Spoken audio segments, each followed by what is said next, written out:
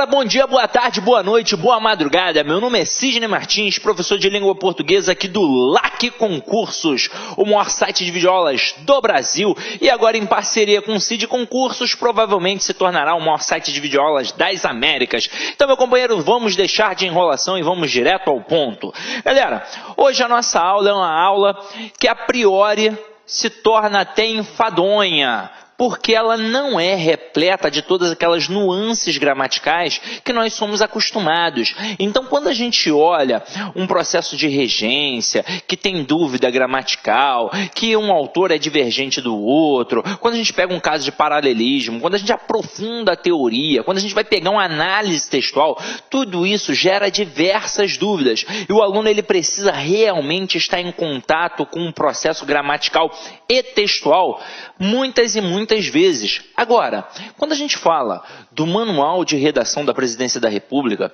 isso daqui é um complexo de regras fechadas.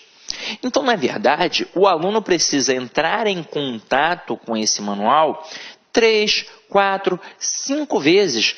É o suficiente. Ah, mas professor, e eu estou estudando para a banca tal. Será que não tem um material diferenciado? Não. Eu te digo uma coisa. Ou você simplesmente estuda por esta videoaula, ou simplesmente pega o Manual da Presidência da República, ou qualquer outro material que você tenha específico de banca e detalhe. Não vai fazer a menor diferença se for do CESP, se for da Cisgran Rio, se for da FCC, porque é um complexo fechado. Então, as questões vão se diferenciar pela forma como eles pedem o comando. Por exemplo, se você for fazer Cisgran Rio ou FCC, é óbvio que vai vir uma questão trabalhada em cima de opções, alternativas A, B, C, D e E. Agora, se você faz pelo CESP, provavelmente você vai fazer aquela famosa questão para julgar o item se está certo ou errado. E se você errar uma, você vai anular a outra que está certa. É só isso que vai diferenciar. Mas a redação oficial e aqueles moldes, aqueles padrões exigidos pelo Manual da Presidência da República, não tem como mudar. Então, se você se prepara por um conteúdo de determinada banca, você, no final das contas, está se preparando para todas as outras bancas. E com o que a gente vai fazer aqui hoje, você estará preparado para fazer qualquer prova que cobre redação oficial, ou que cobre correspondência oficial, ou que cobre o Manual de Redação da Presidência da República. Afinal de contas, a gente precisa também entender o que o edital pede. Então, eu tenho que tomar muito cuidado. Alguns alunos me mandam dúvidas assim: professor, olha esse edital, aí tira a foto, manda para mim. Aí tem lá, ortografia oficial. Não significa que vai cair redação oficial na sua prova, porque ortografia oficial é apenas a forma correta de se escrever. Quando o camarada vai cobrar realmente o Manual da Presidência da República, ou ele coloca lá no edital, Manual de Redação da Presidência da República, ou coloca simplesmente redação oficial, ou coloca correspondência oficial. Colocou uma dessas 3 etapas, você sabe que ele vai cobrar a redação oficial. E o que seria a redação oficial? Na verdade, é qualquer forma, qualquer texto escrito proveniente da administração pública. Então, vamos começar. O que nós vamos fazer aqui hoje? Nós vamos fazer um estudo dirigido. Nós vamos acompanhar o manual e eu vou mostrando exemplos de estruturas certas e erradas, e quando acontecer de aparecer algo que realmente chame a atenção, a gente tece algum comentário pertinente. E é claro, vamos trabalhar questões para que a gente possa visualizar a teoria na prática. Então, vamos direto ao ponto. Meu companheiro, acompanha aí comigo, ó. A redação oficial é a maneira própria que a administração pública tem de redigir seus textos. Portanto, todo tipo de comunicação escrita proveniente dos órgãos e setores públicos recebe essa classificação. Os documentos oficiais seguem os princípios estabelecidos pela Constituição Federal. Agora nós vamos começar a trabalhar em cima dos princípios. Só que uma dica eu vou te dar. O material que a gente preparou para você ter aí na sua casa, que você vai imprimir e acompanhar, é um material de extrema importância, porque você vai assistir a aula 1 ou 2 vezes no máximo, e esse material você vai fazer a leitura 3 ou 4 vezes, e será o suficiente para qualquer prova. E detalhe, Normalmente as bancas fazem um esquema de Ctrl+C, Ctrl+V, ou seja, o camarada copia e cola. É basicamente a mesma estrutura que o cara que vai fazer uma prova que seja da segurança pública, né, de forma geral, quando ele pega a letra da lei, e o cara pega ali, ó, que está lá no parágrafo tal, no inciso tal, copia e cola para você na prova, a mesma coisa é com a redação oficial. Então, independentemente de você fazer prova de determinada banca, aqui, o que o camarada vai fazer contigo? Ele vai copiar e colar. Se você fez a leitura e assinalou, anotou aqueles principais conceitos, ops, isso daqui é importante, e eu vou te direcionar, eu vou falar, isso aqui cai em prova. Então, é assim que vai funcionar, beleza? Então, acompanha aqui comigo os princípios. O primeiro é o princípio da legalidade. Somente podem ser praticados na administração atos previstos em lei. Que bom seria se tudo fosse assim, né? Na esfera pública. Agora, impessoalidade. Meu companheiro, fica ligado nesse aqui, porque se a gente pensa em redação oficial, o principal conceito é a impessoalidade. Então, quando a gente pega qualquer documento da administração pública, dois conceitos regem basicamente esse processo. É a impessoalidade e a máxima clareza. E a gente vai entender o porquê. Então, vem aqui comigo. Ó. Impessoalidade. O agente público não age por si, mas pela administração que ele representa. Os atos praticados pela administração ou por aqueles delegados, por ela devem sempre atender ao interesse da coletividade. Como assim? Vamos lá. Eu não vou falar por mim, aqui ó, agente público, eu não vou falar por mim, eu vou falar pela administração pública. Então, o que isso significa? Que eu não vou deixar nenhuma marca de pessoalidade, eu não vou deixar nenhuma marca pessoal, eu vou falar de uma forma para todos, eu vou tratar todo mundo bem, é claro. Eu não vou fazer distinção entre quem está numa esfera inferior ou quem está numa esfera superior, até mesmo porque eu não falo em meu nome, eu falo em nome da administração pública, então eu tenho que tratar todo mundo da mesma forma. É isso que a gente chama de impessoalidade, beleza? Agora, moralidade. Os atos realizados pelos agentes públicos precisam ter validade e estar pautados em razoabilidade e justiça. Devem atender ao padrão ético próprio da administração. Vamos para mais um. Publicidade. E aí, vamos fazer o link. Quando a gente fala da impessoalidade, aquela base ali é que vai permitir isso aqui, ó, a publicidade.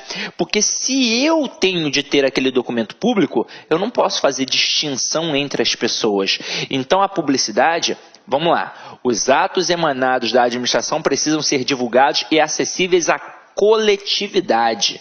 Opa, se é acessível à coletividade, é acessível sim a um advogado, mas é acessível a uma dona de casa que está ali acompanhando, é acessível a um médico, mas é acessível a um catador de latinhas.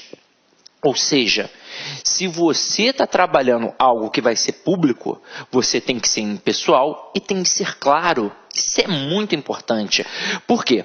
Porque você tem de se fazer entendido. Ou seja, da mesma forma que o advogado vai entender, a minha mãe, que é dona de casa, também tem de entender. Tranquilo? Agora vem aqui comigo, ó. Eficiência.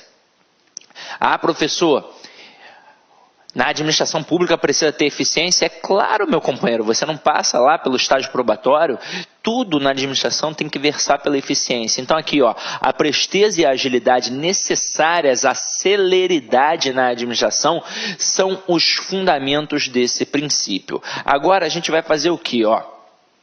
A gente vai reparar as características do processo e como elas se apresentam de forma correta e de forma errada, beleza? Então vem aqui comigo, ó. Clareza. Isso é muito importante. Consiste em permitir ao destinatário o entendimento imediato da mensagem veiculada, o uso de expressões simples, de elementos coesivos adequados e de orações curtas e na ordem direta contribui para essa característica do texto. Detalhe, Esta questão da clareza, ela é válida para qualquer tipo de texto, não apenas o texto da administração pública, mas o texto que você faz no seu dia a dia, inclusive, principalmente, aquela redação. Vamos lá, a gente tem a redação oficial, o manual de redação oficial, e tem concurso que cobra a redação propriamente dita, ou seja, a produção textual. O camarada vai te cobrar um texto dissertativo. E quando a gente produz um texto para que outra pessoa leia, esse texto tem sempre de estar claro. Então aqui, ó, elementos coesivos, expressões simples, uso de orações curtas e na ordem direta são extremamente importantes. Vamos lá. Quando a gente está escrevendo, a gente não precisa utilizar palavras que nós aprendemos que são interessantes. Ah, eu vi aquela palavra, achei tão bonito, vou empregar no meu texto. Não, eu tenho de utilizar uma linguagem simples, não pobre, mas simples, para que todo mundo possa entender. Os elementos coesivos são de extrema importância, porque além de tornar o texto coeso, vão permitir que esse texto também seja coerente.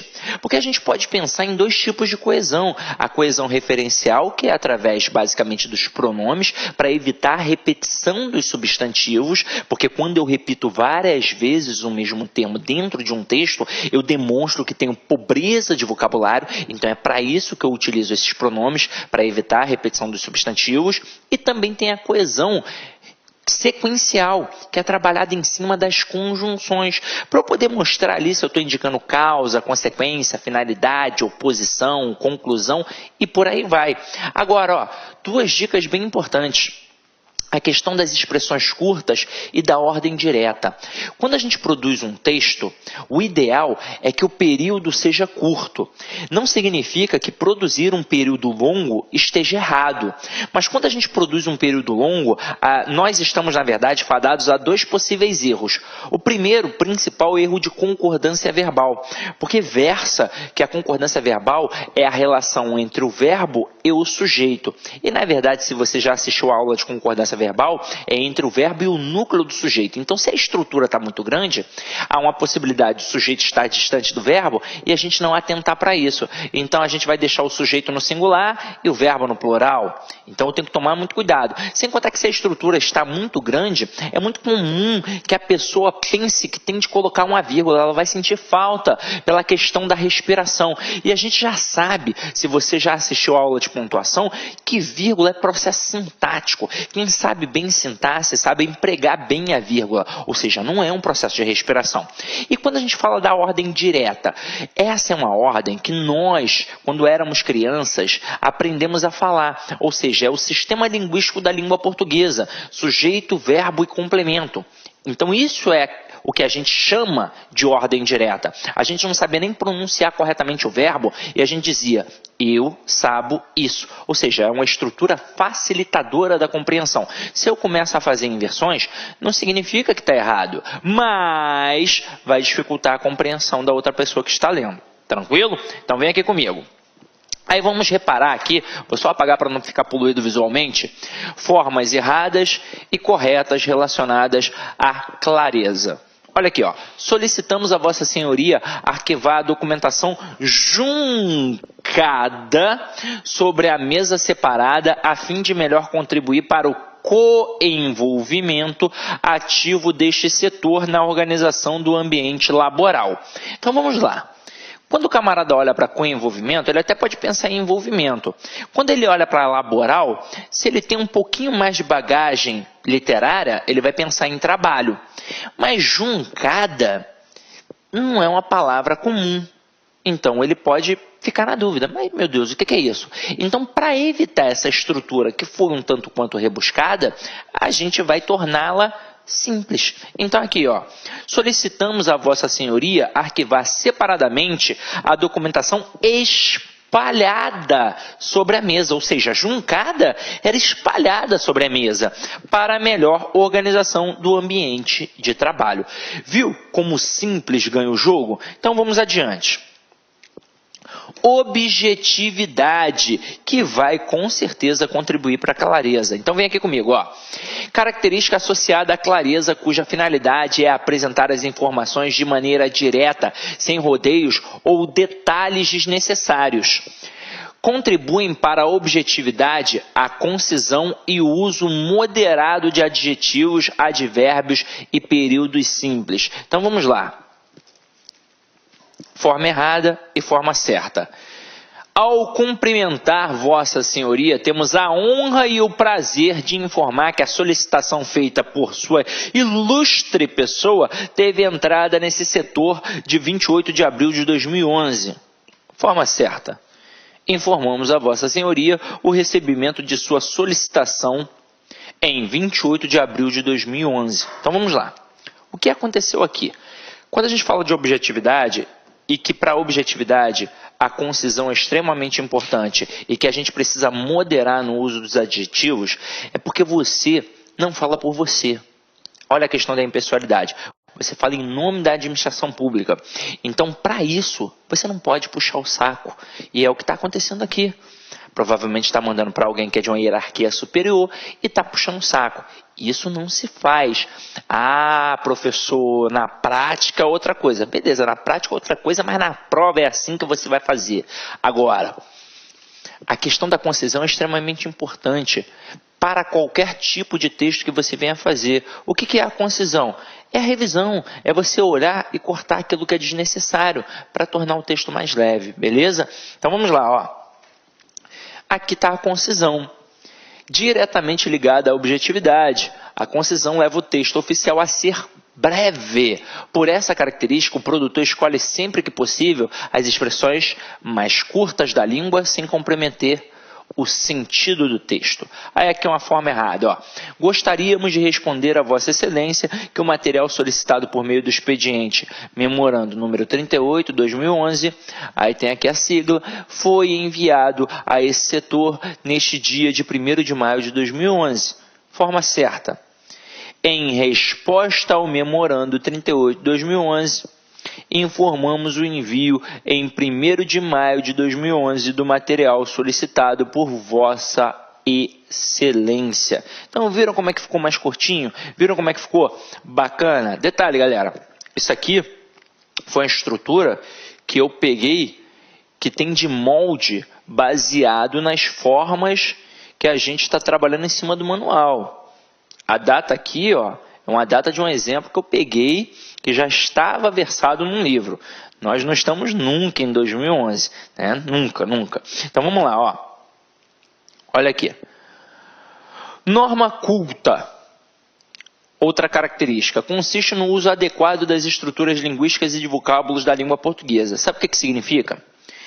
Basicamente, quando a gente pensa em questões de redação oficial, a gente pensa naquelas regrinhas. Ah, tem que estar um alinhamento à esquerda, alinhamento à direita, quantos centímetros, qual é a fonte do texto, e o rodapé, e a citação, o que a gente vai fazer, como é que é o padrão ofício, como é que é a diagramação. Mas também podem cair questões relacionadas à gramática. Então o camarada pode colocar um texto ali para você, um exemplo de um documento, para ver se você vai pescar o erro gramatical. É isso. Então pode ser um erro de crase, pode ser um erro de regência, pode ser um erro de concordância, um erro de pontuação, um erro de acentuação. Então você deve estar sempre ligado, beleza? Então vamos lá, ó. Forma errada. Encaminhamos a Vossa Excelência, já está errada aqui a abreviatura, os autos e solicitamos vosso parecer sobre o preito. Agora, a forma correta, encaminhamos os autos à Vossa Excelência e solicitamos parecer sobre o pleito, beleza? Então, servidor público não pode dar mole. Meu companheiro, não sabe escrever determinada expressão ou palavra? Recorra ao dicionário. É para isso que serve, não é vergonha nenhuma. Inclusive os professores de língua portuguesa que se prezam, o tempo todo utilizam o dicionário, porque ninguém é obrigado a saber todas as palavras que existem no mundo, beleza? Então vem aqui comigo, vamos continuar aqui, ó. Olha a característica da impessoalidade. Escrever em nome da administração pública sem envolver-se pessoalmente com o texto. Essa característica é a forma de manter a publicidade, olha o que eu já havia dito, exigida pela Constituição Federal para os atos da administração pública. Forma errada. Comunicamos ao ilustre Procurador-Geral da República que temos o prazer de fazer chegar a mãos tão dignas, olha que bonito, a versão final do fidedigno relatório emitido pelo chefe de departamento financeiro acerca dos comedidos gastos do ano de 2010. Aí agora a forma correta, senhor Procurador-Geral da República. Depois a gente vai falar sobre isso, mas a gente tem aqui, ó, duas estruturas para poder trabalhar. Ou senhor, ou excelentíssimo senhor, se o camarada for chefe de poder, beleza? Agora, é chefe de poder? Excelentíssimo senhor. Para as demais autoridades, apenas senhor. Ah, professor, na prática outra coisa. Meu irmão, não quer ser demitido? Na prática, faça o que versa o seu departamento. Mas na prova é assim que você vai fazer, beleza? Agora aqui, ó. Senhor Procurador-Geral da República, encaminhamos a Vossa Excelência o relatório produzido pelo chefe do Departamento Financeiro acerca dos gastos do ano de 2010. E agora a gente vai começar a brincar com os documentos realmente. Então vem aqui comigo, ó. Primeiro, é o atestado. É documento firmado, e isso é importante, galera, ó, sublinha aí no teu material. É documento firmado por uma ou mais pessoas. E ó, destaca isso, ó, a favor de outra.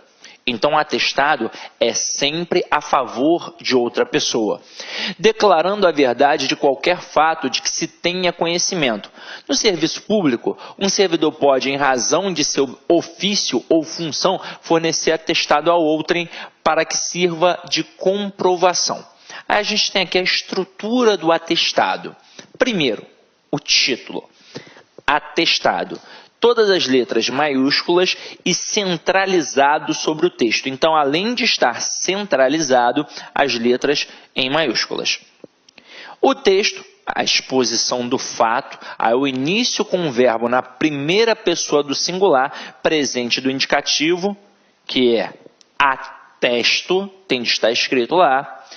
Local e data por extenso e centralizados, isso é importante. Porque quando a gente chegar no padrão ofício, nós vamos reparar que é um pouquinho diferente. Então aqui, ó, local e data por extenso e centralizados. E a assinatura, nome, cargo, função da autoridade que atesta. Aí, galera, a gente tem aqui um exemplo de atestado. Olha aqui, acompanha comigo, ó. Atestado centralizado com as letras maiúsculas. Tem aqui, ó, atesto, né, em primeira pessoa aqui, para os devidos fins, blá, blá, blá, que conheço a senhora tal, blá, blá, blá, blá, blá. Agora, pega aqui comigo. Esse exemplo eu peguei na internet. Exemplos de atestados. E observa como na teoria uma coisa e na prática é outra. O camarada colocou o local e a data aqui, a assinatura, tudo à esquerda. E não é. Na verdade, isso daqui deveria ficar o quê? Centralizado. Eu só não mexi porque você provavelmente ao pesquisar isso na internet viu assim também e pode achar que está certo. E não está. Você tem de reparar que isso daqui é centralizado. Por que eu não mexi no documento? Primeiro, para mostrar que você pode procurar na internet e encontrar coisa errada. Segundo, que isso daqui era uma foto. Então, eu não mexi na foto, que era para não alterar o documento mesmo, para você saber isso, beleza? Mas fique sabendo que tem que ser tudo centralizado. Agora, olha a certidão aí comigo. É declaração feita por escrito com base em documento original, objetivando comprovar a existência de ato ou registro de interesse de alguém. Aí olha só que importante. Atualmente não se utiliza mais certidão de tempo de serviço para fins de instrução de processo de aposentadoria nos órgãos da administração federal direta, fundações e autarquias federais. Contudo, se a comprovação se destinar a outro órgão público, ela será necessária. Decreto número 84.440, de 29 de janeiro de 1980. Portanto, Se o camarada for trabalhar alguma coisa relacionada à certidão, esta observação aqui é a coisa mais interessante para ele colocar numa prova. Então, eu recomendo gravar, beleza? Aí, você vai perceber que a estrutura da certidão é similar ao atestado. Então, aqui, ó, título, certidão em maiúsculo centralizado, texto, a transcrição do que foi requerido e encontrado referente ao pedido. Agora, não deve conter emendas nem rasuras. Isso é importante. Qualquer engano ou erro poderá ser retificado utilizando-se a expressão em tempo, na linha tal, onde se lê tal coisa, leia-se pam. Beleza? Tranquilo? E aí observaram como é diferente, por exemplo, da redação que a gente produz para o concurso? Isso é para demonstrar que cada tipo de texto possui um contrato de comunicação. Por exemplo, lá no teu concurso, quando você produz um texto dissertativo, para corrigir um erro, você faz apenas um risco simples. Aqui, o que você está fazendo na certidão? Você está mostrando onde está o erro, como foi apresentado, ou seja, além de mostrar em que parte você vai encontrar, você mostra o erro e depois o corrige. Então dá um trabalho do caramba, né? Local e data por extenso e centralizados, assinatura centralizada de quem lavrou a certidão, logo abaixo o visto de quem a autorizou, beleza? Aí tem aqui um exemplo de certidão. E aí observa como aqui está tudo bonitinho, ó. Certidão centralizado, tem o texto bonitinho, e aqui, ó, local e data tudo bonitinho, espaço para assinatura, tudo centralizado, tá? Agora,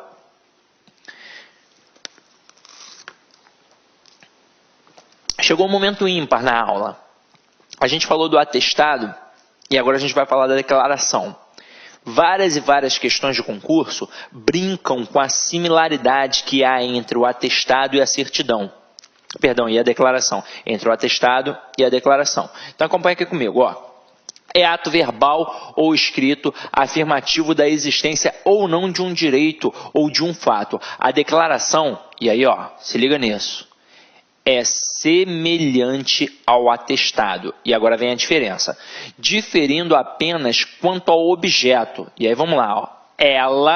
Ela quem? A declaração é sempre expedida em relação a alguém, enquanto o atestado é sempre em favor de alguém. Então, meu companheiro, esta parte aqui, ó, tem de estar no sangue. Você tem de gravar que a declaração é em relação a alguém e o atestado é em favor de alguém. Anota aí, sublinha, destaca, faça o que quiser, mas isso tem de estar na tua cabeça, beleza? Aí a gente tem a estrutura. Título, declaração em maiúsculo e centralizado. O texto, e agora é importante também, ó, inicia-se sempre com a palavra declaro ou declaramos. Então, o camarada pode falar em primeira pessoa do singular ou em primeira pessoa do plural. Depois faz a exposição do assunto, beleza? Local e data também por extenso centralizados e assinatura do emitente e o cargo respectivo, beleza? Aí a gente tem aqui um exemplo. Deixa eu apagar aqui para não ficar poluído visualmente.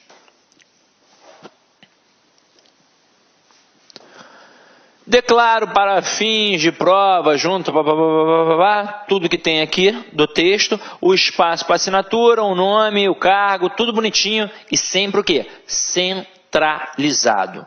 E o que era mais importante, a gente já pegou, tranquilo? Então, ó, atestado e declaração é certo em prova. Aquela diferençazinha que há entre os dois, beleza? Agora aqui, galera, requerimento. Requerimento é um documento que provavelmente você já fez, se já passou por uma faculdade. Então vamos lá, ó. É o documento por meio do qual o requerente dirige-se a uma autoridade administrativa para solicitar o reconhecimento de um direito ou concessão de algo sob o amparo da lei.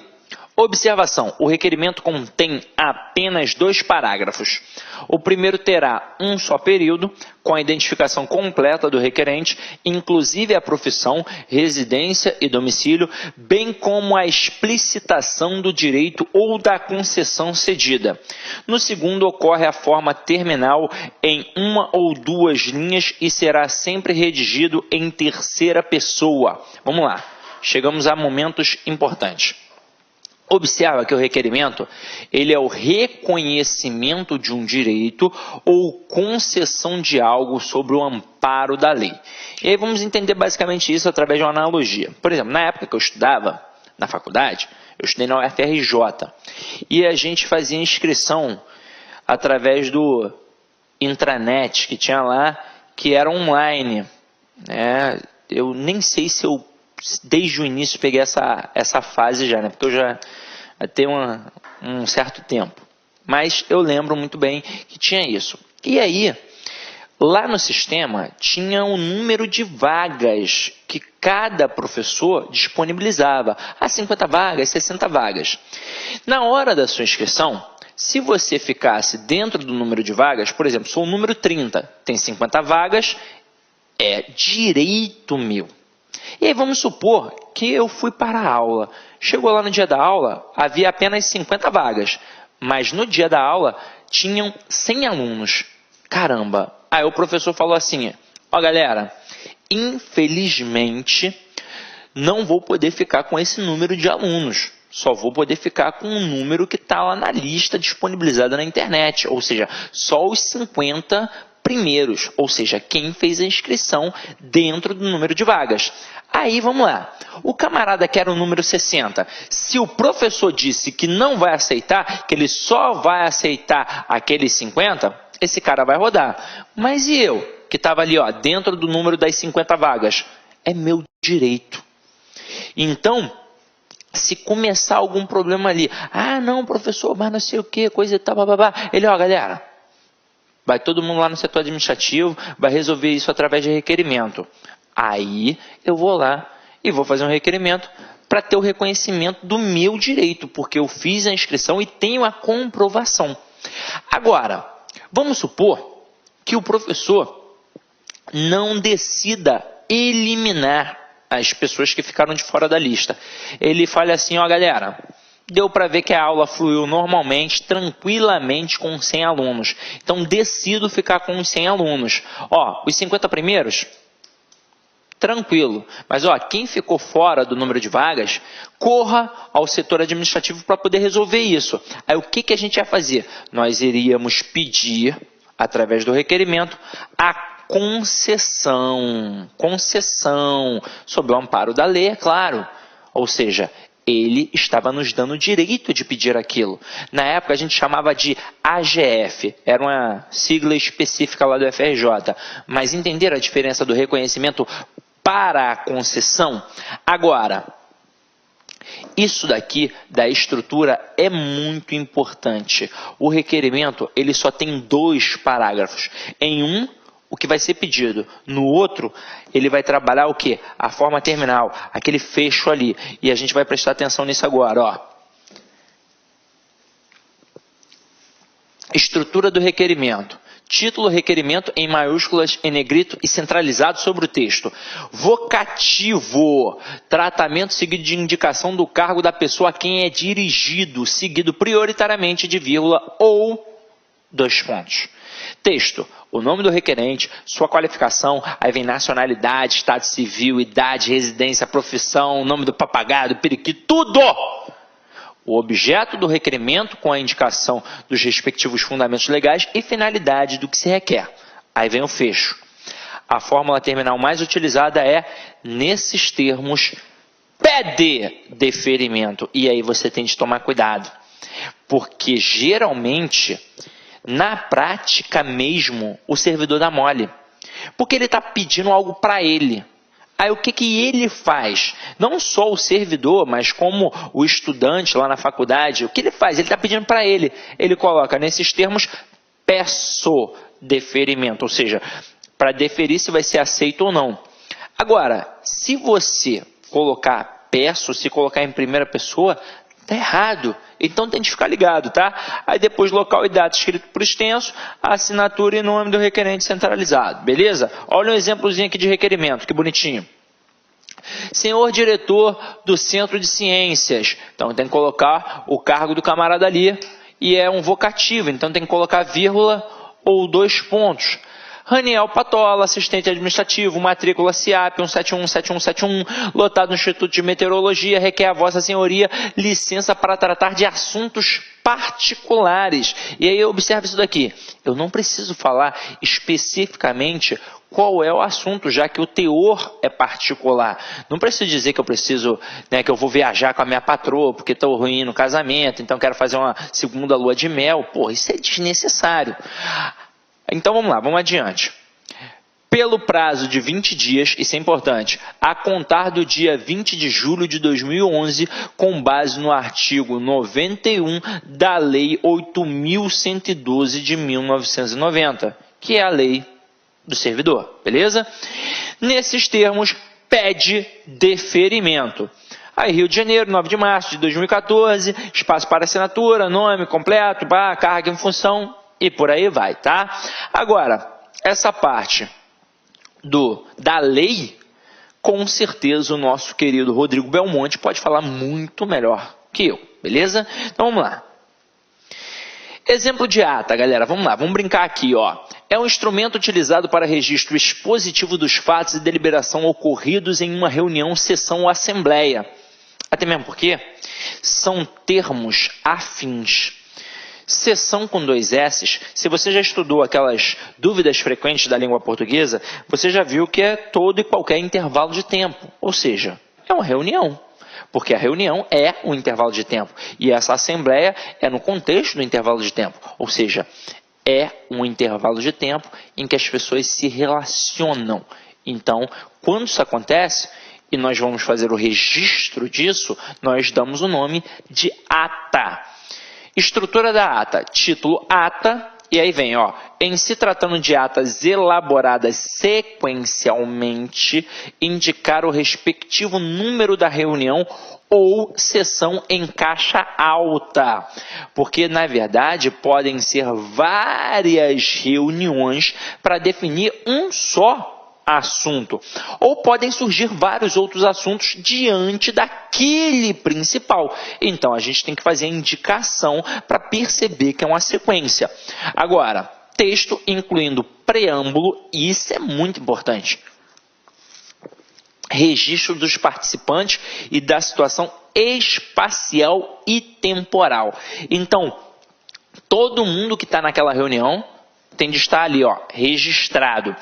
E tem de estar registrado também o local e quando, ou seja, a data que foi realizado aquilo dali. Porque é um documento, pode servir até para salvar alguém de uma prisão, ou então para colocar alguém na prisão, beleza?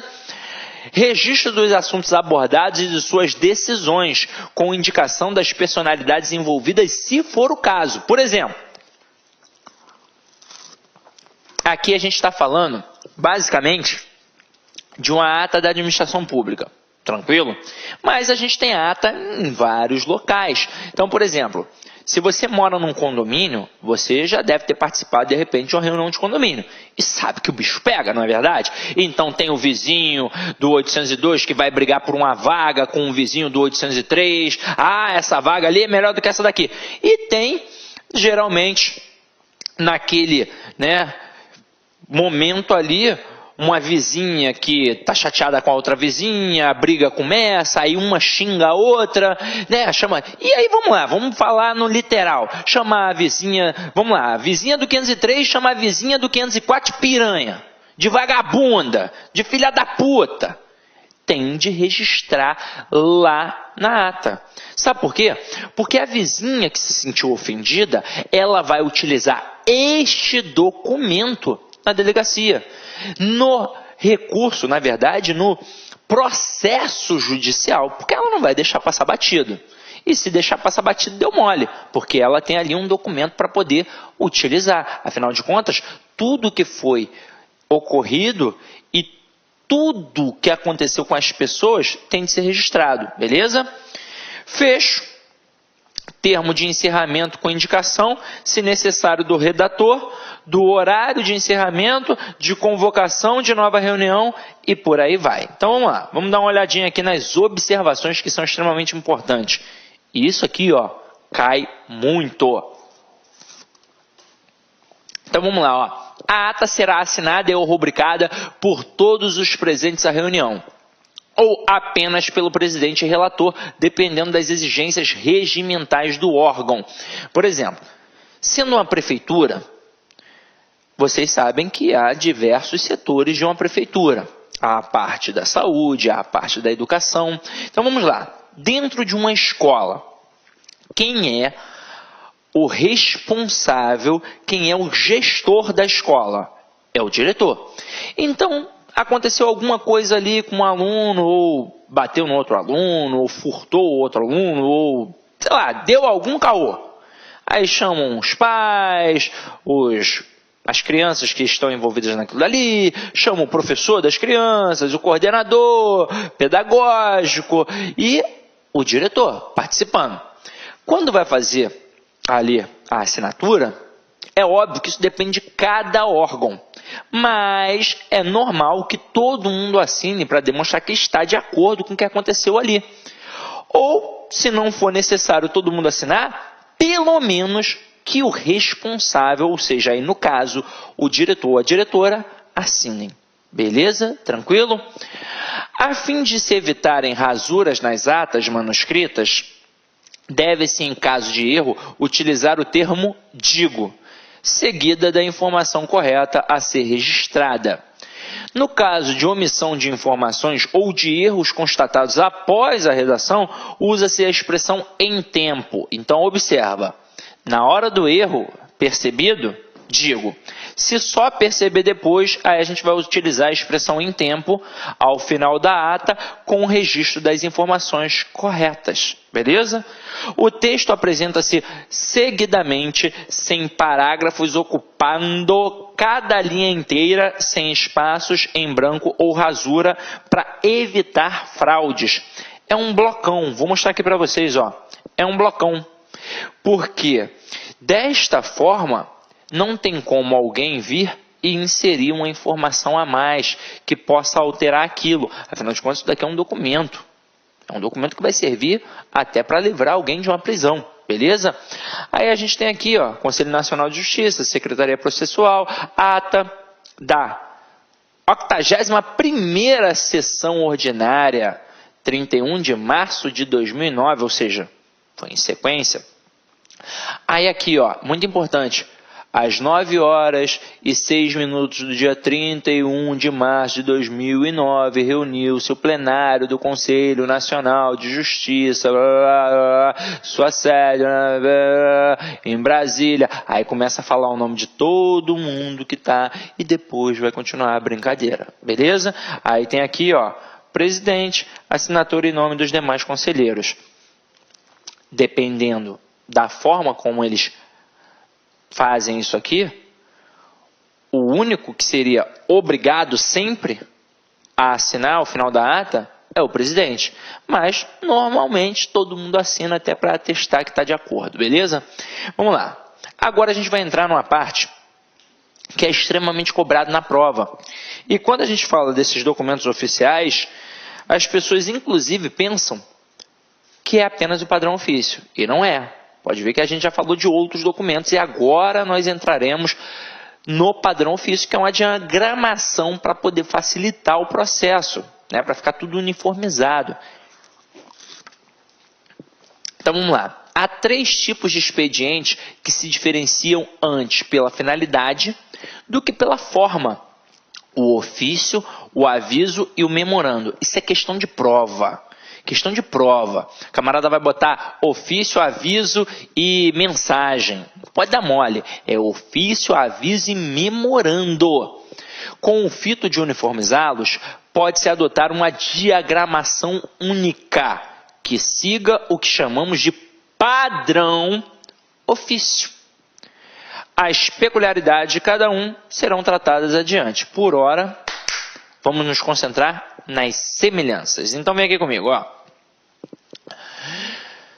Primeiro, partes do documento do padrão ofício. O aviso, o ofício e o memorando devem conter as seguintes partes. Primeiro, tipo e número do expediente seguido da sigla do órgão que expede. Olha o exemplo. Memorando 123/2002 MF. Aviso 123/2002 SG. Ofício 123/2002 MME.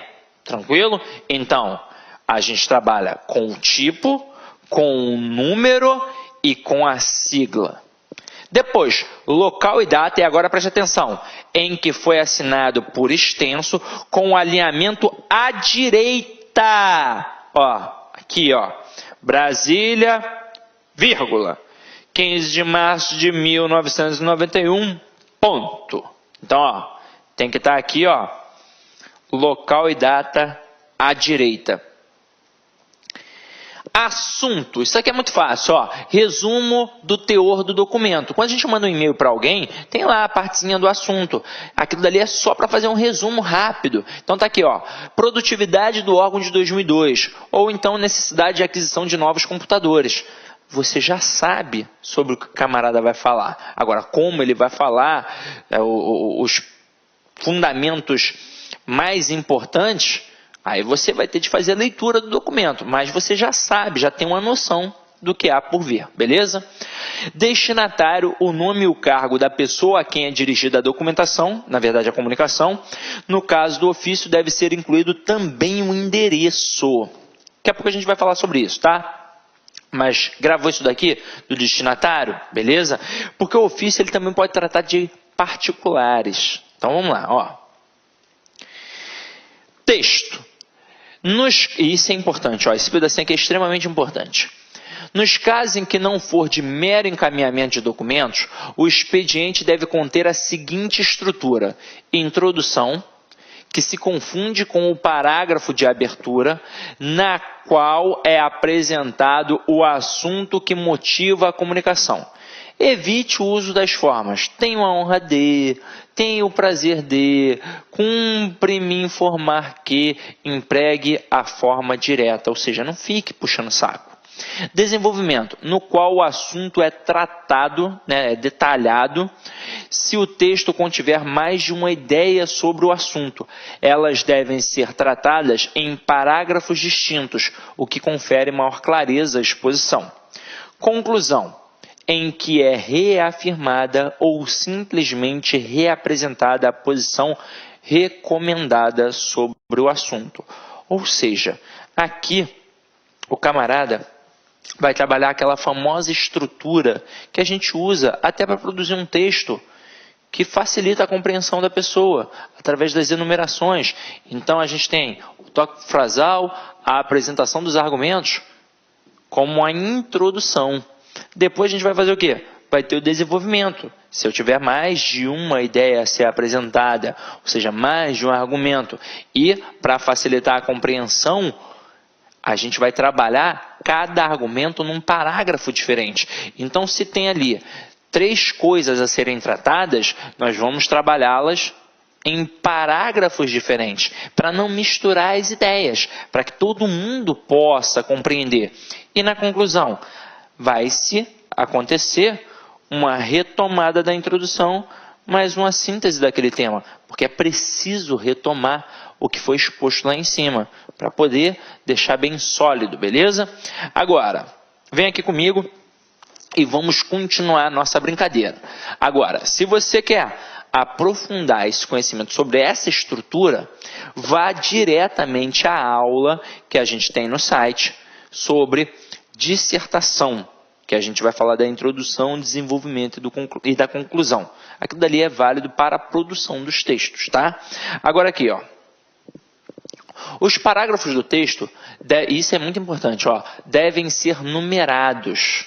Os parágrafos do texto devem ser numerados, exceto nos casos em que estes estejam organizados em itens ou títulos e subtítulos. Então, galera, tem que prestar atenção. Se não é item, título ou subtítulo, vai ter de numerar. Agora, é óbvio que se o camarada colocar em itens, né, títulos e subtítulos, ele não vai numerar. Então é só observar isso. Agora, já quando se tratar de mero encaminhamento de documentos, a estrutura é a seguinte: introdução. Deve iniciar com a referência ao expediente que solicitou encaminhamento. Se a remessa do documento não tiver sido solicitada, deve iniciar com a informação do motivo da comunicação, que é encaminhar, indicando a seguir os dados completos do documento encaminhado, tipo, data, origem ou signatário e assunto de que se trata, e a razão pela qual está sendo encaminhado segundo a seguinte fórmula. Aí aqui a gente tem um exemplozinho, ó. Em resposta ao aviso número 12 de 1º de fevereiro de 1991, encaminho anexa cópia do ofício número 34 de 3 de abril de 1990 do Departamento Geral de Administração, que trata da requisição do servidor fulano de tal. Ou seja, não tem mais nada a dizer e pronto, acabou. É só isso. Agora, desenvolvimento. Se o autor da comunicação desejar fazer algum comentário a respeito do documento que encaminha, poderá acrescentar parágrafos de desenvolvimento. Em caso contrário, não há parágrafos de desenvolvimento em aviso ou ofício de mero encaminhamento. Fecho. Fechos para comunicação. Galera, depois eu vou trabalhar isso aqui com vocês, com mais calma, mas já posso adiantar. Antigamente, existiam mais de 15. Agora, com o fito de uniformizar isso, de tornar simples, nós temos 2 fechos. Atenciosamente e respeitosamente. Atenciosamente, para quem é de uma hierarquia igual ou inferior à sua. E respeitosamente, para quem for de uma hierarquia superior à sua. Beleza? A assinatura do autor da comunicação e identificação do signatário. Beleza? Agora vamos lá, ó. Chegou a parte chata. Quem fez faculdade e tinha de fazer monografia, tese, dissertação, seguiu as regras da ABNT, não é verdade? Então agora nós vamos seguir as regras do Manual da Presidência da República. Então vem aqui comigo, ó. Os documentos do padrão ofício devem obedecer à seguinte forma de apresentação. E aí, ó, antes de falar, vem aqui, ó, tá vendo que eu pontuei aqui número 1, ó? O constante neste item aplica-se também à exposição de motivos e à mensagem, beleza? Depois a gente vai falar sobre isso. Agora vem aqui comigo, ó.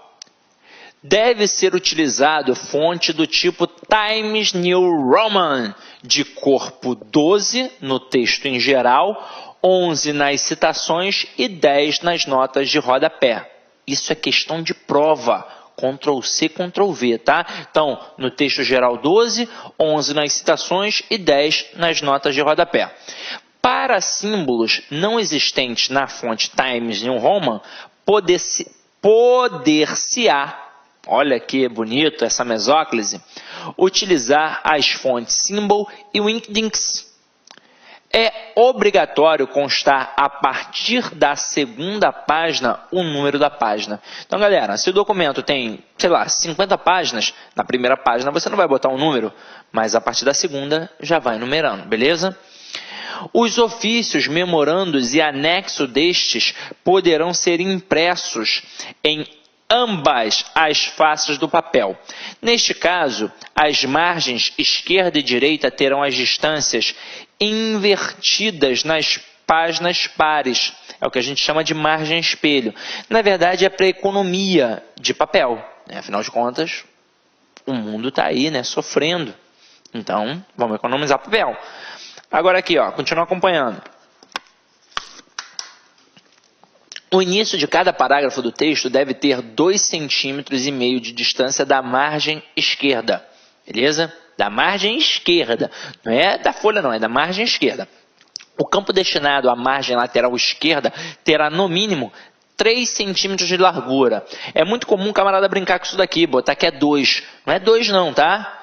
Botar que é 3. Então são 3 centímetros de largura, tá? O campo destinado à margem lateral direita terá 1,5 centímetros. Então, olha só, não pode dar mole. Do lado esquerdo, 3 centímetros. Do lado direito, ou 1,5 centímetros.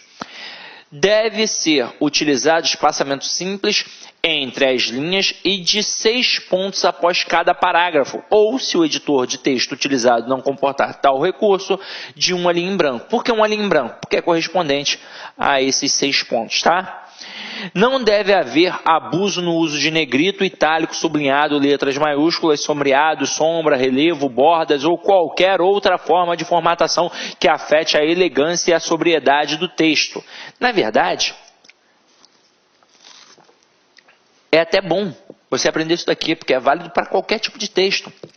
Quando a gente destaca um elemento, ou a gente destaca em negrito, ou em itálico, ou em sublinhado. Não faz como nós fazíamos na época da escola, que a gente, para poder destacar, destacava tudo do mesmo jeito, né? Negrito, itálico, sublinhado, caixa alta, fonte grandona. Não. Para destacar, a gente faz só uma coisa. Assim como, por exemplo, quando a gente está produzindo um texto para concurso público, o título a gente não sublinha. A gente não coloca entre parênteses, não faz nada disso. A gente simplesmente centraliza. É a única forma de destacar. E aqui, quando for preciso destacar alguma coisa, só vai usar uma das formas, ou negrito, ou itálico, ou sublinhado. Vamos lá. A impressão dos textos deve ser feita na cor preta e em papel branco. A impressão colorida deve ser usada apenas para gráficos e ilustrações. Então, galera, ó, isso é sério.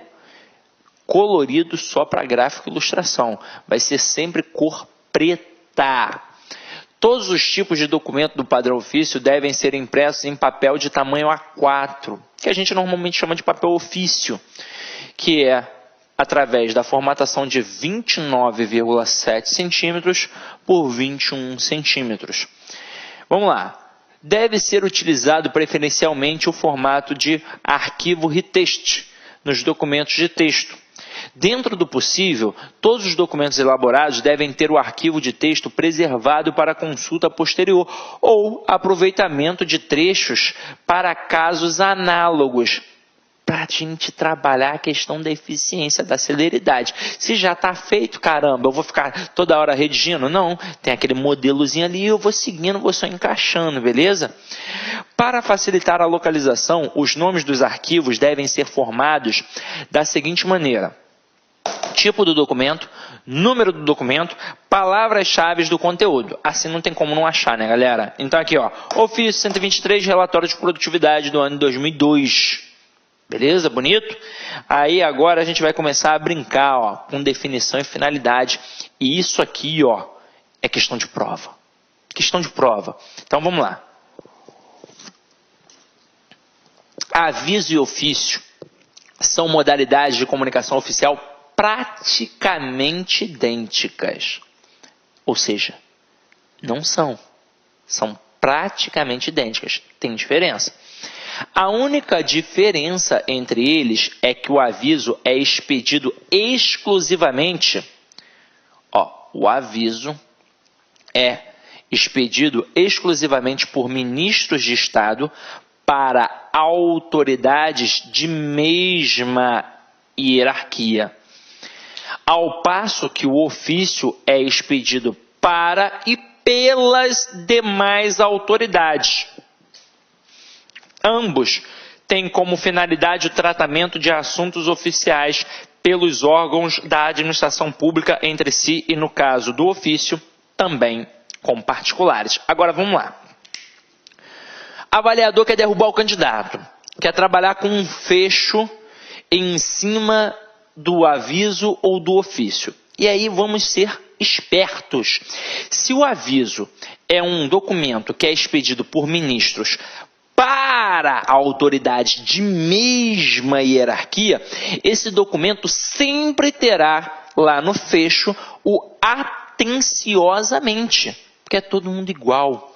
Agora, no ofício, ele é expedido, aqui no ofício, acompanha aqui comigo, expedido para pelas demais autoridades. Então, dependendo da autoridade que tem ali, pode ser que seja atenciosamente ou respeitosamente. Então, gente, o fecho do aviso vai ser sempre atenciosamente, porque é expedido para as autoridades de mesma hierarquia. Tranquilo? Então vamos lá, ó. Tem que ficar esperto, né? Então vamos trabalhar a forma e estrutura. Quanto à sua forma, aviso e ofício seguem um modelo do padrão ofício, com acréscimo do vocativo que invoca o destinatário, pronomes de tratamento seguido de vírgula. Exemplos. Excelentíssimo senhor presidente da República. Por que excelentíssimo? Porque ele é um chefe de poder.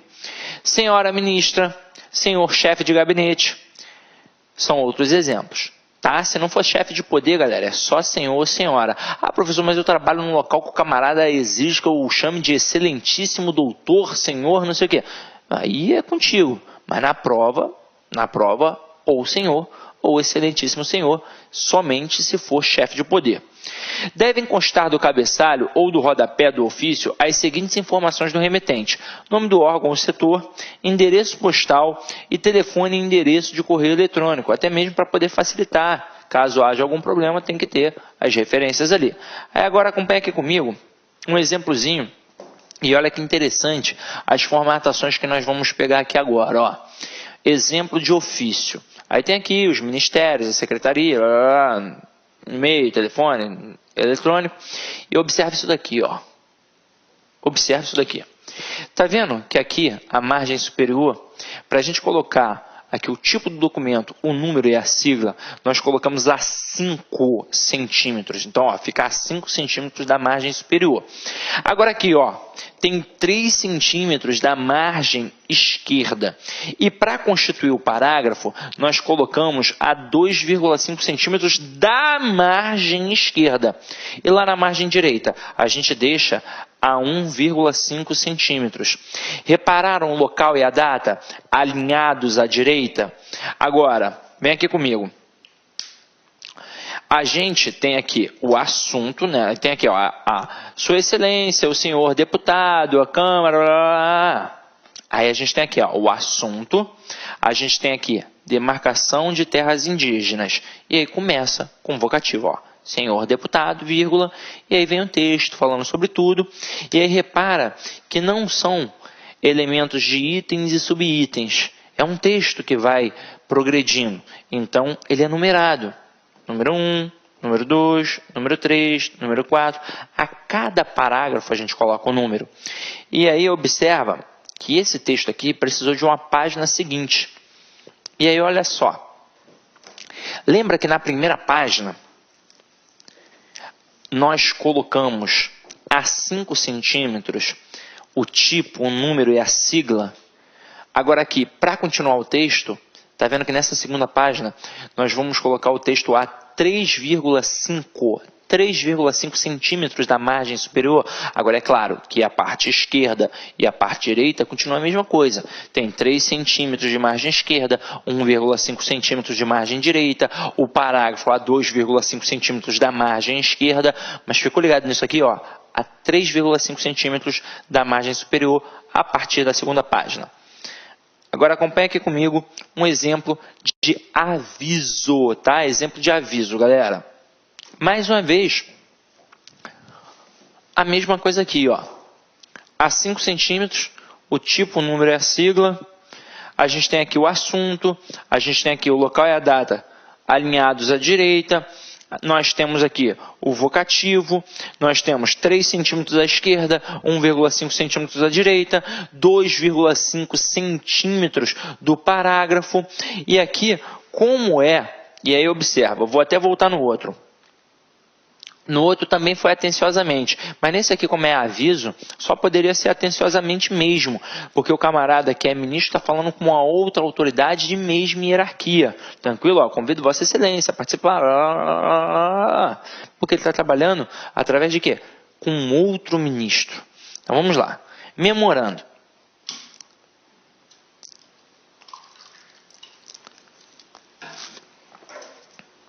Memorando cai muito em prova, mas é fácil a percepção, tá? Ó, definição e finalidade. O memorando é a modalidade de comunicação entre as unidades administrativas de um mesmo órgão, que podem estar hierarquicamente em mesmo nível ou em níveis diferentes. Trata-se, portanto, de uma comunicação eminentemente interna. Então, falou de comunicação interna, está falando de memorando. Pode ter caráter meramente administrativo ou ser empregado para exposição de projetos, ideias, diretrizes a serem adotados por determinado setor do serviço público. Sua característica principal é a agilidade. Isso aqui é questão de prova. Característica principal do memorando é a agilidade. A tramitação do memorando em qualquer órgão deve pautar-se pela rapidez e pela simplicidade de procedimentos burocráticos. Para evitar desnecessário aumento do número de comunicações, os despachos ao memorando devem ser dados no próprio documento, questão de prova, e no caso de falta de espaço em folha de continuação. Esse procedimento permite formar uma espécie de processo simplificado, assegurando maior transparência à tomada de decisões e permitindo que se historie o andamento da matéria tratada no memorando. Então esse pedacinho aqui, galera, tem que estar na veia, porque o camarada vai brincar contigo no dia da prova. Agora aqui, forma e estrutura do memorando. Olha que bacana. Quanto à sua forma, o memorando segue o modelo do padrão ofício, com a diferença de que seu destinatário deve ser mencionado pelo cargo que ocupa. Exemplo, ao senhor chefe do departamento de administração, ao senhor subchefe para assuntos jurídicos. E aqui a gente tem um exemplo de memorando. Mais uma vez, a 5 centímetros, a gente vai colocar aqui, o tipo, um número e a sigla. A 3 centímetros da margem esquerda, a 1,5 centímetros da margem direita. Aí a gente tem aqui, a especificação ao senhor chefe do departamento de administração, o assunto, a administração, instalação de microcomputadores, e aí a gente começa aqui, a 2,5 centímetros, o texto. E aí repara que a data aqui, observa, está assim, em 9 de março de 2012. Por que não colocou o local? Porque é uma comunicação interna. Então, não havia a necessidade. Beleza? Então, vamos lá. Vamos começar a brincar com alguns elementos que vão além dessa bagagem do padrão ofício. Exposição de motivos. O que seria? Então vamos lá. Exposição de motivos é o expediente dirigido ao presidente da República ou ao vice-presidente. Então, gente, falou de exposição de motivos, é só para o presidente ou para o vice-presidente, para mais ninguém. Pensa logo em presidente. Para quê? Informá-lo de determinado assunto, o bicho está pegando, propor alguma medida ou submeter à sua consideração, projeto de ato normativo. Em regra, a exposição de motivos é dirigida ao presidente da República por um ministro de Estado. Nos casos em que o assunto tratado envolva mais de um ministério, a exposição de motivos deverá ser assinada por todos os ministérios envolvidos, sendo, por essa razão, chamada de interministerial. Forma e estrutura. Então vamos lá. Daquilo dali que a gente acabou de ler, o que é mais importante? É saber que a exposição de motivos é para quem? Para o presidente ou para o vice-presidente. E que é sempre expedido, olha aqui comigo, sempre expedido, pelo ministro de Estado. Sempre não, Normalmente. Agora vem aqui comigo, forma e estrutura. Formalmente, a exposição de motivos tem a apresentação do padrão ofício. O anexo que acompanha a exposição de motivos, que proponha alguma medida ou apresente projeto de ato normativo, segue o modelo descrito adiante. A gente tem aqui, a exposição de motivos, de acordo com sua finalidade, apresenta duas formas básicas de estrutura. Uma para aquela que tenha caráter exclusivamente informativo e outra para que proponha alguma medida ou submeta projeto de ato normativo. No primeiro caso, que é só o que apresenta lá, de caráter informativo, o da exposição de motivos, que simplesmente leva algum assunto ao conhecimento do presidente da República, sua estrutura segue um modelo antes referido para o padrão ofício. Aí a gente tem aqui, um exemplozinho bonitinho, 5 centímetros, tem aqui número, exposição de motivos, o número, o órgão, aí a gente tem aqui, Brasília, 24 de maio de 1991, ou seja, local e data, à direita.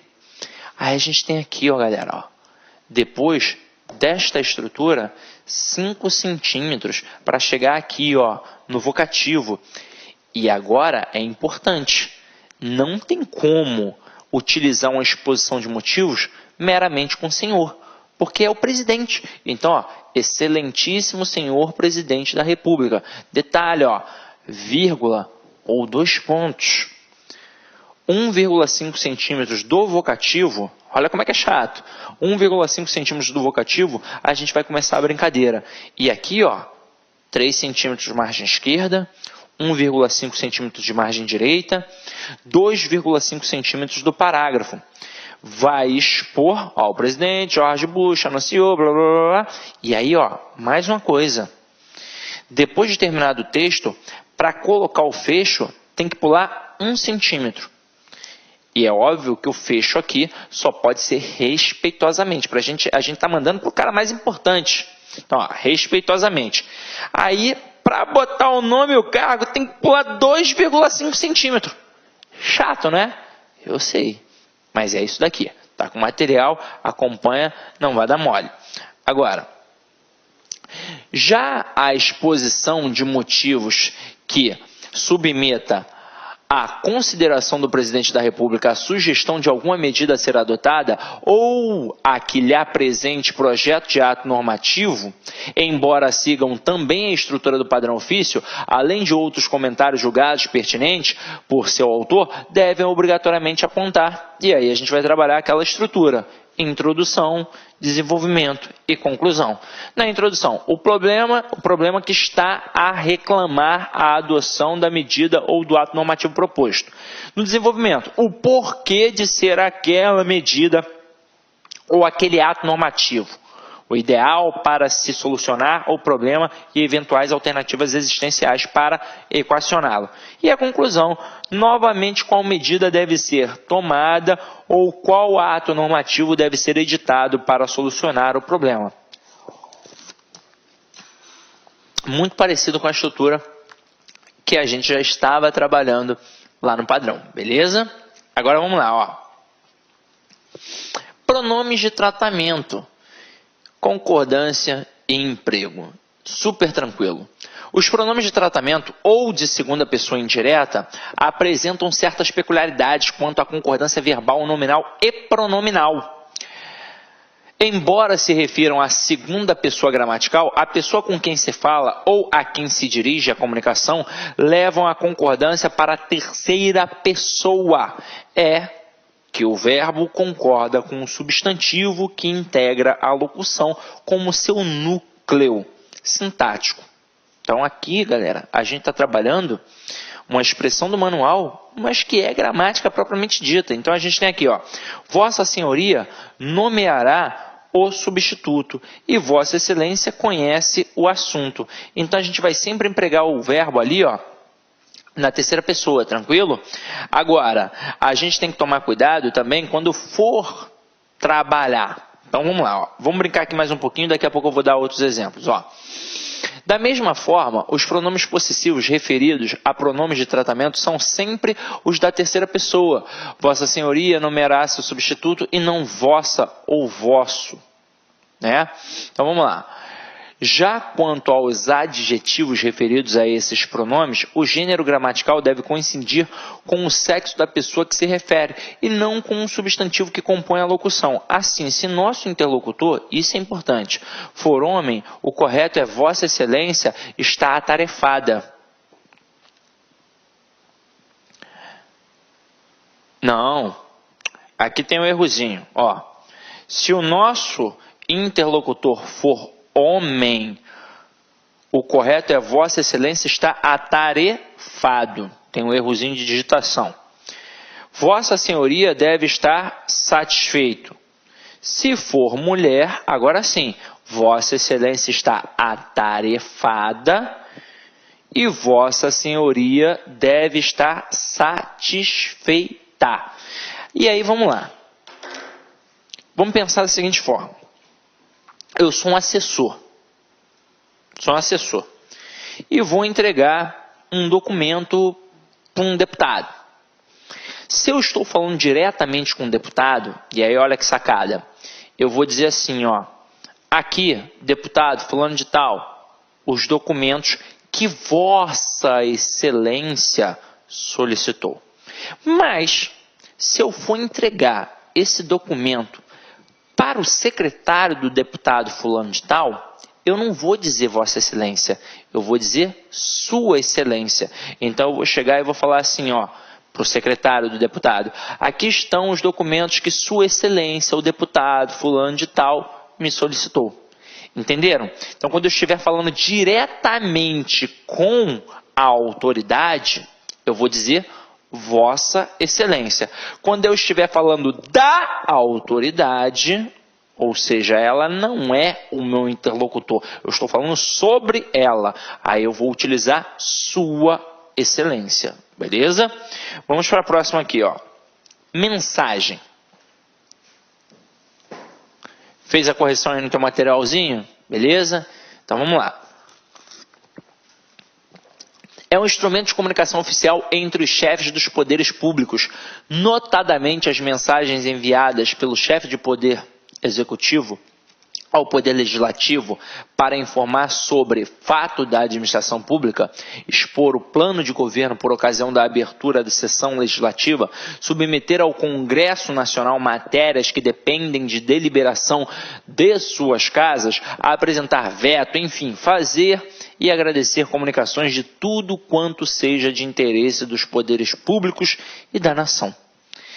Minuta de mensagem pode ser encaminhada pelos ministérios à Presidência da República, a cujas assessorias caberá a redação final.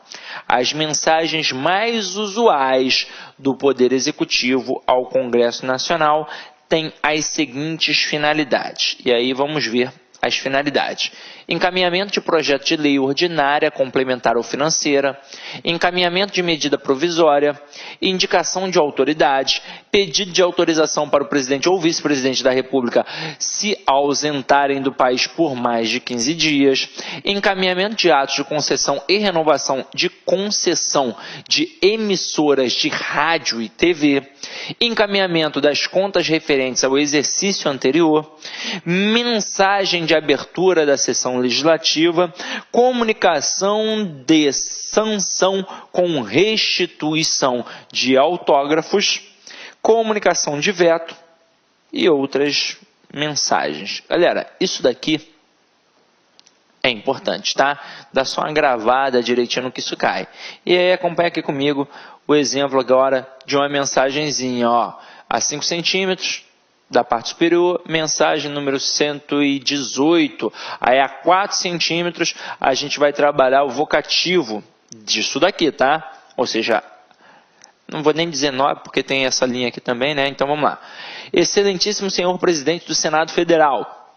Aí embaixo desse vocativo, a 2 centímetros, nós vamos colocar a mensagem. Mais uma vez, a 3 centímetros de margem esquerda, 2,5 centímetros de parágrafo e a 1,5 centímetros da margem direita. Aí repara que a data e o local não estão aqui em cima, eles estão aqui embaixo. Então agora eu tenho o comunicado, né, a mensagem, ó, comunico a Vossa Excelência o recebimento das mensagens.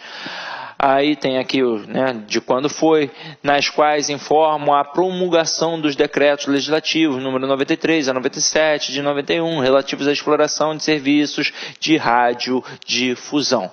Beleza. E aqui embaixo, a 2 centímetros da mensagem, o local e a data alinhados à direita. Beleza? Agora, telegrama. Definição e finalidade.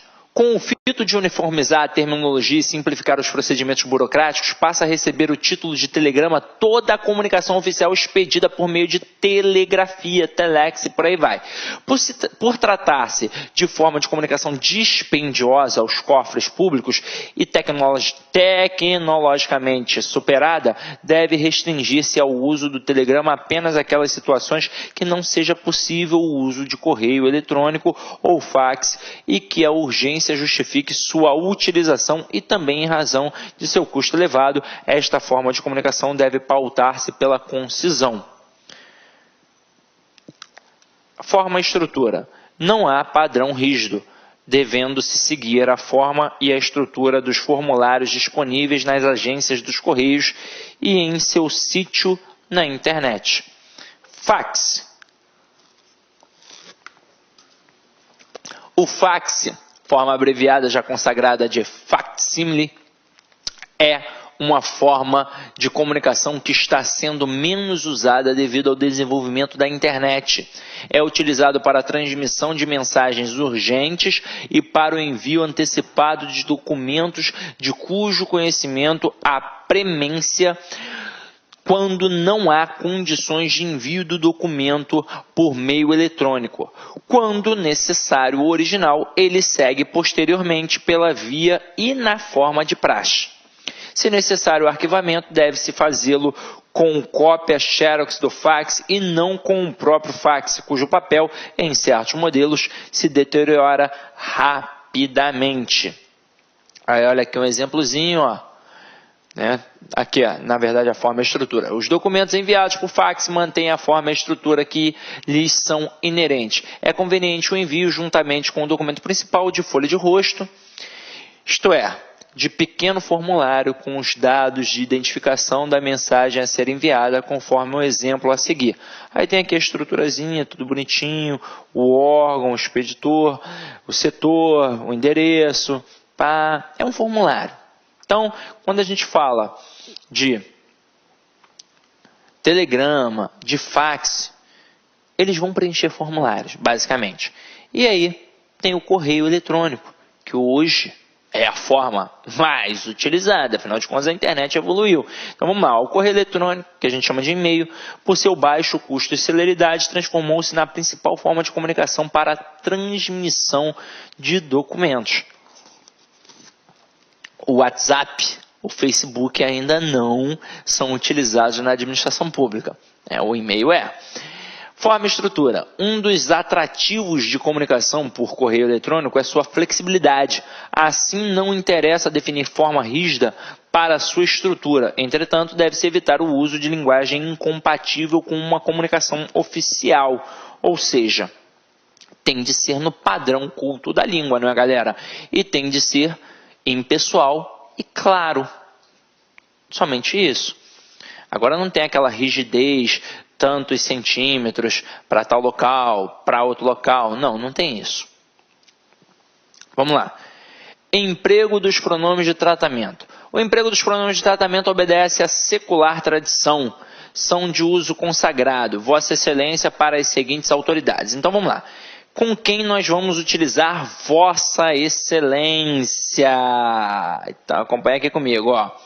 Do Poder Executivo, Presidente da República, Vice-Presidente da República, Ministros de Estado, Governadores e Vice-Governadores de Estado e do Distrito Federal, Oficiais Generais das Forças Armadas, Embaixadores, Secretários Executivos de Ministérios e demais ocupantes de cargos de natureza especial, Secretários de Estado dos Governos Estaduais, Prefeitos Municipais, do Poder Legislativo, deputados federais e senadores, ministro do Tribunal de Contas da União, deputados estaduais e distritais, conselheiros dos Tribunais de Contas estaduais, presidentes das câmaras legislativas municipais, do Poder Judiciário, ministro dos Tribunais Superiores, membros de tribunais, juízes, auditores da Justiça Militar. O vocativo a ser empregado em comunicações dirigidas aos chefes de poder é Excelentíssimo Senhor, seguido do cargo respectivo. Excelentíssimo Senhor Presidente da República, Excelentíssimo Senhor Presidente do Congresso Nacional, Excelentíssimo Senhor Presidente, Excelentíssimo Senador, caraca, quase que não sai, vamos lá. Excelentíssimo Senhor Presidente do Supremo Tribunal Federal. Caramba, também com o nome todo desse aqui, né? Quase que foi um trava-línguas. Então vamos continuar. Agora a gente tem as demais autoridades. Serão tratadas com o vocativo Senhor. Então, seguido do cargo respectivo. Senhor Senador, senhor juiz, senhor ministro e senhor governador. Então eu posso chamar basicamente todo mundo de Vossa Excelência, mas quando for tratar através do vocativo, eu vou chamar de senhor basicamente todo mundo e só vou chamar de excelentíssimo senhor aqueles chefes de poder que nós já vimos aqui no slide anterior, que está aqui, ó. O presidente da República, o presidente do Congresso Nacional e o presidente do Supremo Tribunal Federal. Agora, as demais autoridades, aí a gente já viu isso, né? Agora aqui, ó, no envelope, o endereçamento das comunicações dirigidas às autoridades tratadas por Vossa Excelência terá a seguinte forma: a Sua Excelência, o senhor, viu o que eu falei? Viu o que eu falei, ó? A Sua Excelência, não vossa, não estou entregando, não estou falando com o cara. Então, ó, a Sua Excelência, o senhor fulano de tal, ministro do Estado da Justiça, aí tem aqui o CEP, Brasília, Distrito Federal. Em comunicações oficiais, está abolido o uso do tratamento digníssimo. As autoridades arroladas na lista anterior, a dignidade é pressuposto para que se ocupe qualquer cargo público, sendo desnecessária a sua repetida evocação. Vossa Senhoria é empregado para as demais autoridades e para particulares. O vocativo é adequado. O vocativo adequado é senhor fulano de tal. No envelope deve constar o endereçamento ao senhor fulano de tal, rua, CEP, Curitiba, Paraná. Agora aqui, ó. Como se depreende do exemplo acima, fica dispensado o emprego do superlativo ilustríssimo para as autoridades que recebem o tratamento de Vossa Senhoria e para particulares. É suficiente o uso do pronome de tratamento senhor. Acrescente-se que doutor não é forma de tratamento, e sim título acadêmico. Evite usá-lo indiscriminadamente. Como regra geral, empregue-o apenas em comunicações dirigidas a pessoas que tenham tal grau por terem concluído curso universitário de doutorado. É costume designar por doutor os bacharéis, especialmente os bacharéis em Direito e em Medicina.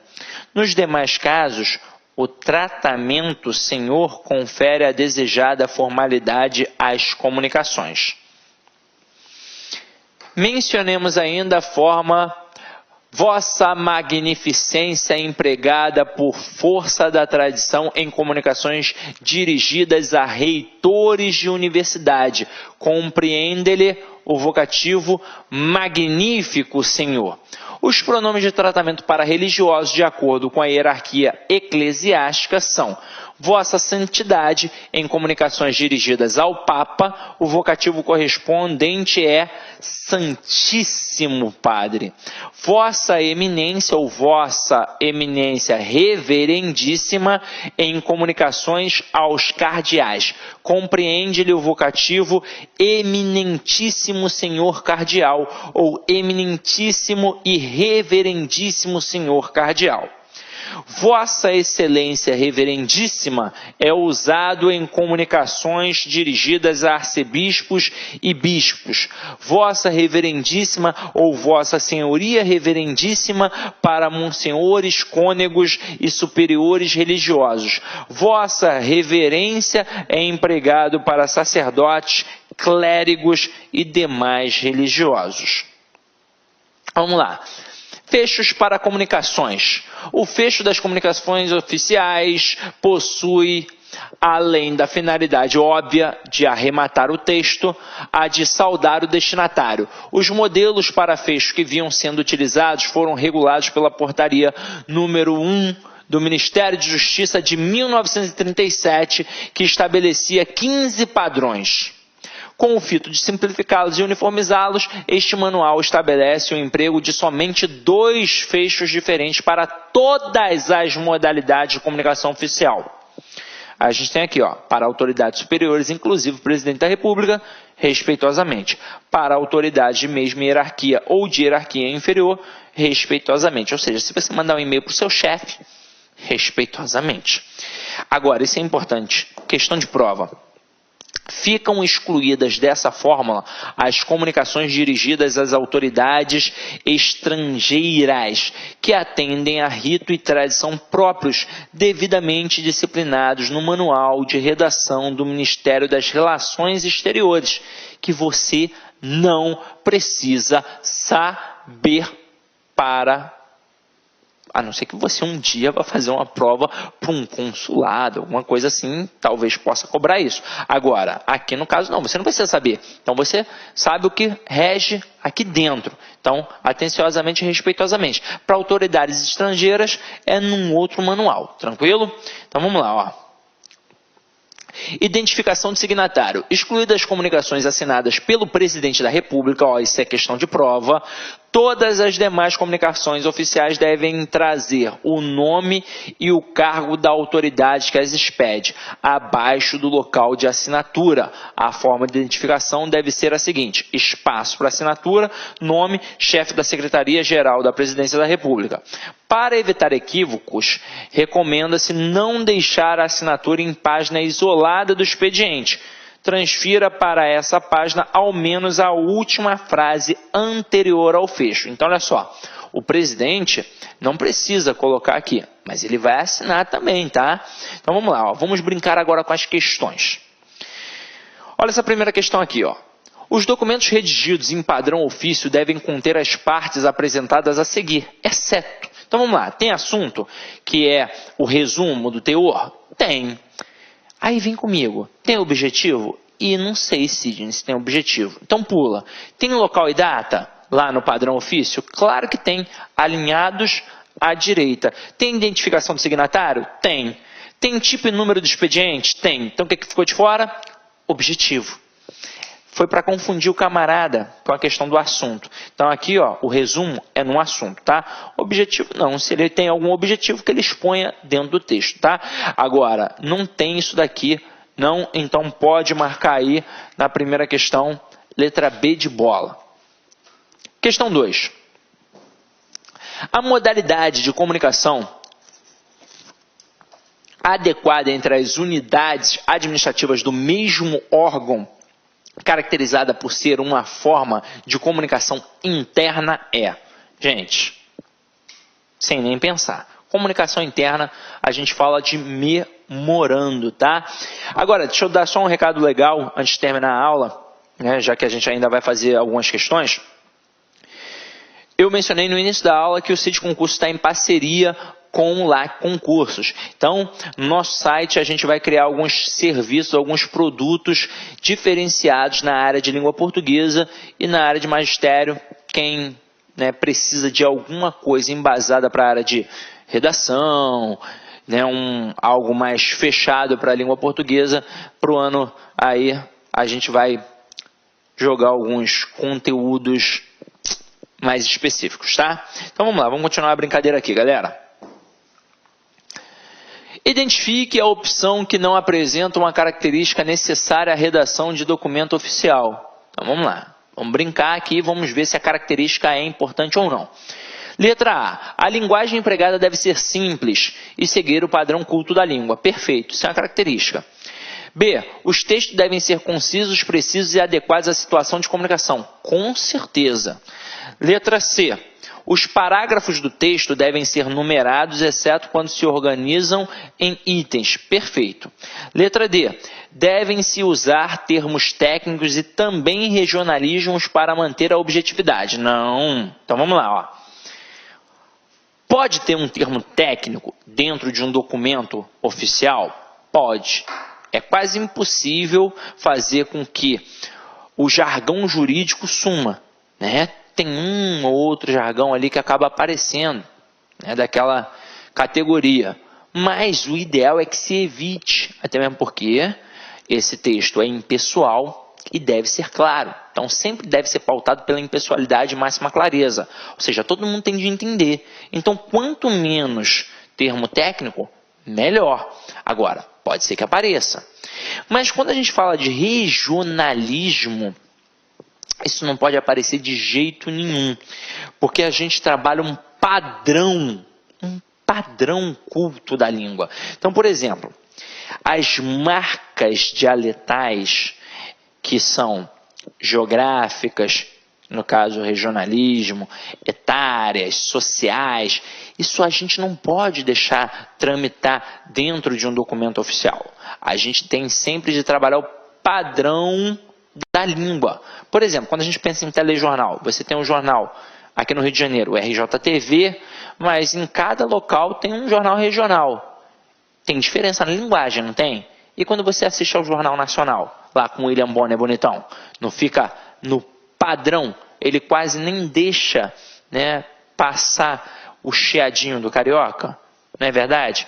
Então, meu companheiro, não pode ter marca de regionalismo de jeito nenhum, de jeito nenhum. É padrão culto da língua, tá? Contexto formal. Então, resposta letra D de dado. Letra E. Devem-se evitar inversões sintáticas e quebra de paralelismo gramatical. Claro, para poder facilitar. Então, vamos lá. Ó. Questão 4. A finalidade básica da redação oficial é... O que eu estou falando desde o início da aula? Comunicar com impessoalidade e máxima clareza. É a finalidade básica. Então, 4, letra A. Nem vou olhar o resto. Vamos para a próxima questão. Questão 5. As formas de apresentação de documentos de padrão ofício devem obedecer às normas a seguir, exceto uma, assinale. Então, assinale-a, né? Então, vamos lá. Ó. Letra A. Deve-se usar a fonte Times New Roman, de corpo 12, no texto geral. Tranquilo. Letra B. É obrigatório constar, a partir da segunda página, o número da página. Tranquilo. Letra C. Os ofícios, memorandos e anexos destes poderão ser impressos em ambas as faces do papel. É aquela margem espelho. Tranquilo. Letra D. O campo destinado à margem lateral esquerda terá no mínimo 2 centímetros de largura. Não! No mínimo 3 centímetros de largura. Corrija aqui. Então, resposta da questão 5, letra D de dado. Vamos olhar a letra E, só a título de curiosidade. A impressão de textos deve ser feita na cor preta em papel branco.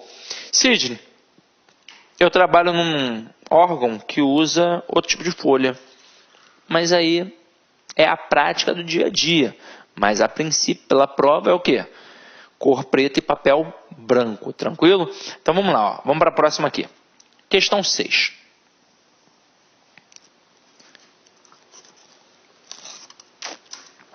Questãozinha interessante que caiu na prova da Polícia Federal de 2012. O referido manual estabelece o emprego de 2 fechos para comunicações oficiais. E sabe por que eu botei essa questão? Porque essa questão já se repetiu várias vezes, em várias bancas. Respeitosamente para autoridades superiores e atenciosamente para autoridades de mesma hierarquia ou de hierarquia inferior. Até aí tudo bem. Tal regra, no entanto, não é aplicável a comunicações dirigidas a autoridades estrangeiras, ou seja, questão perfeita. Copiou e colou do manual. Então, questão 6, ó, aí é para dizer que está certo. Agora, questão 7. Questão caiu na ANAEL. Na comunicação oficial, o emprego da língua em sua modalidade formal decorre da necessidade de se informar algo o mais claramente possível, de maneira concisa e não pessoal, sendo imprescindível, seja qual for o destinatário, o emprego de termos técnicos próprios da área de que se trata. Nananina não, já comentamos isso hoje. Pode até aparecer, mas o ideal é que se evite. Então aqui, ó, questão 7, errada. Tranquilo, meu companheiro? E agora, como é comum, uma mensagenzinha rápida aí para você, tá? Errei mais de 9.000 arremessos na minha carreira. Perdi quase 300 jogos. 26 vezes fui escolhido para fazer o arremesso final e falhei. Falhei vezes e mais vezes na minha carreira. E foi por causa disso que me tornei um vencedor. Michael Jordan. Então vamos lá, gente. O erro faz parte da vida de qualquer pessoa. Da minha, da sua, dos seus familiares, dos seus amigos, de todo mundo. Mas não significa que por cometer um erro, você, está acabado. Não, isso não é verdade. Muito pelo contrário, é o erro que vai trazer excelência. Então, não fique de cabeça baixa quando cometer um erro. E cuidado, isso é importante, cuidado ao julgar o erro de alguém. Porque aquela pessoa que errou hoje pode acertar amanhã. Então, muito cuidado. A gente não está no mundo aqui para julgar ninguém. Se for fazer uma crítica, tente fazer uma crítica construtiva. Assim como se afaste de quem só faz crítica para te derrubar. Aceite as críticas construtivas, mas não fique perto daquela pessoa que está sempre tentando te derrubar. Tá? Sempre o alto astral e o erro traz a excelência. É por isso que nossa empresa aqui trabalha de forma a te deixar competitivo. É por isso que a gente tem um sistema chamado Personal Coach, que faz com que você estude todos os dias. Então, meu companheiro, sei que a gente nunca é uma unanimidade, mas a gente faz sempre o trabalho da melhor forma possível para que você seja aprovado. Ou, se não for aprovado num primeiro momento, se torne mais competitivo e, posteriormente, com certeza será aprovado se continuar nessa batida de estudo. Então, avalie a aula, que é sempre importante para a gente, mas a dica final que eu te dou é: meu companheiro, redação oficial não tem para onde fugir. Eu sei que é chato, é enfadonho, mas basta mais umas 2 ou 3 leituras sobre esse manual, faça algumas questões e você vai perceber que é sempre algo que o camarada vai copiar e colar lá do manual da Presidência da República. Então fique tranquilo que com certeza vai dar certo no dia da prova, tá? Idem em paz e que o Senhor sempre vos acompanhe.